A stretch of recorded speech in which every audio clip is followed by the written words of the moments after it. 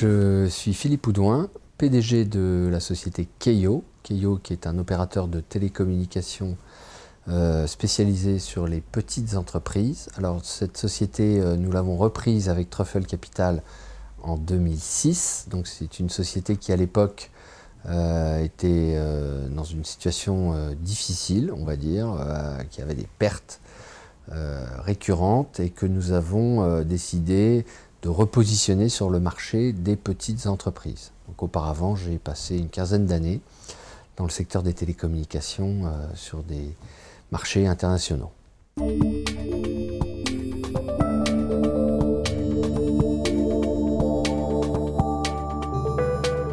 Alors, Keio aujourd'hui fournit en solution de communication globale des petites entreprises.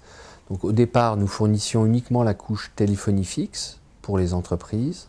Donc la capacité pour les entreprises de se fournir en numéro de téléphone, en communication illimitée et également d'obtenir toutes les fonctions d'un standard téléphonique d'entreprise hébergé sur nos plateformes.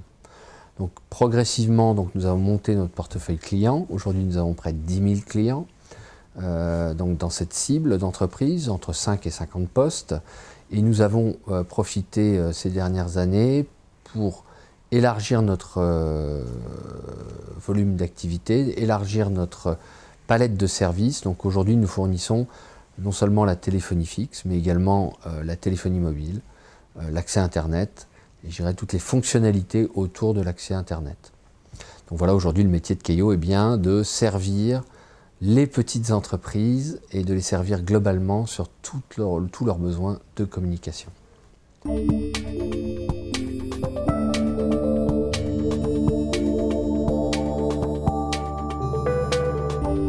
Alors, comment nous gagnons de l'argent? Nous facturons nos clients. Et donc sur la base généralement de forfaits de communication qui inclut donc tout ce que j'indiquais précédemment, donc des fonctionnalités enrichies.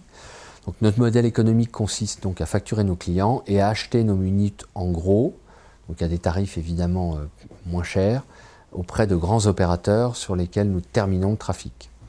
Donc tout ça dégage une marge brute qui peut être relativement significative, puisqu'aujourd'hui on travaille sur cette clientèle avec des marges de l'ordre de 70%. Alors ces marges sont justifiées par justement toute la couche de service qu'on apporte à nos clients.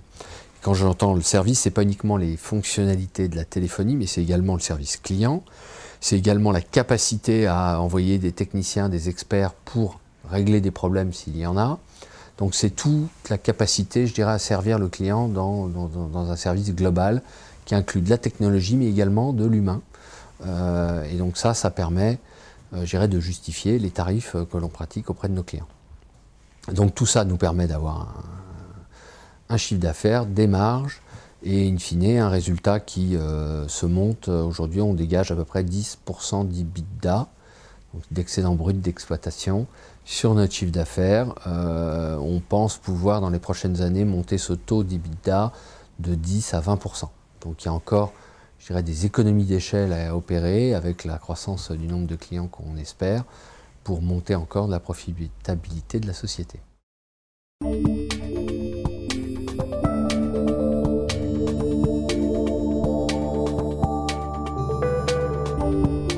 Donc notre stratégie de développement consiste à, d'une part, renforcer notre part de marché en France. Donc on est encore un tout petit acteur sur ce marché qui pèse, je le rappelle, environ 4 milliards d'euros de facturation annuelle. Keio génère en 2010 20 millions d'euros de chiffre d'affaires. Vous voyez, on a encore une marge de progression très importante sur le marché français. Donc ce qu'on souhaite, c'est renforcer notre activité et nos investissements marketing. On est également, j'ai oublié de le souligner, mais un des seuls opérateurs en France à avoir développé un modèle de e-commerce sur cette cible. Donc on travaille énormément en emailing, en liens sponsorisés, en affiliation. Et donc ce mode d'acquisition des clients nous permet de sizer le nombre de prospects qu'on traite tous les mois, voire de le multiplier à demande en fonction de notre capacité à traiter un nombre de clients donné dans un mois. Donc on a encore un potentiel très important de croissance sur ce modèle d'acquisition en France. En parallèle, on est en train de développer, sur la base d'acquisitions sélectives en région, un réseau d'agences, parce qu'un certain nombre de PME, de province notamment, n'achèteront jamais leurs télécommunications sur Internet. Donc la vente par Internet s'adresse principalement à des chefs d'entreprise qui ont cette culture du web. Alors c'est une culture grandissante évidemment dans la population des chefs d'entreprise, mais il se trouve que la majorité des PME en France aujourd'hui ont besoin d'avoir, je dirais, un contact direct avec des équipes commerciales. Donc on réfléchit à, je dirais, pousser le développement de notre modèle par des petites acquisitions en région pour développer un réseau d'agences nationales. Voilà, donc ça c'est notre plan de développement sur le marché français. En parallèle, on regarde des développements sur des marchés internationaux. La condition, c'est que ces marchés soient des marchés finalement assez mûrs d'un point de vue de l'accès Internet, parce que nos services sont commercialisés via des accès Internet.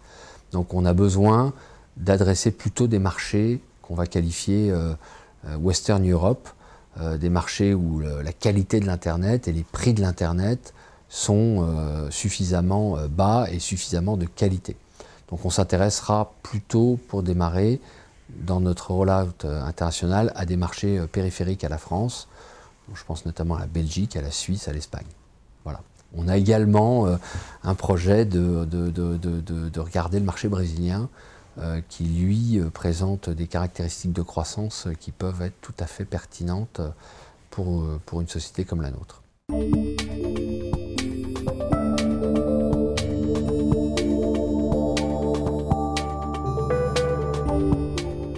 Donc Truffle Capital est notre actionnaire de référence aujourd'hui. Ils détiennent près de 45% du capital de la société. Donc ils sont représentés au conseil d'administration avec 2 membres sur les 6 que comporte le board. Donc un poids, je dirais, tout à fait important et représentatif de leur part au capital. Donc Truffle nous a toujours accompagnés dans les différentes levées de fonds que nous avons pu réaliser depuis l'investissement de départ. Et je dirais que les échanges sont pas quotidiens, mais en tout cas quasi toutes les semaines sur à la fois la marche des affaires, l'étude de projets de développement. Je pense notamment au projet au Brésil où Truffle est en pointe sur ce potentiel de développement, ayant déjà des contacts établis dans ce pays. Donc voilà, il y a tout un accompagnement qui se fait de la société par Truffle Capital, à la fois sur la partie financière, sur la partie corporate governance, et également sur la partie, je dirais, projet de développement, mise en relation avec soit des partenaires business, soit des cibles potentielles d'acquisition. Donc je dirais que ça caractérise bien l'ensemble de ce que Truffle Capital nous apporte dans cette opération.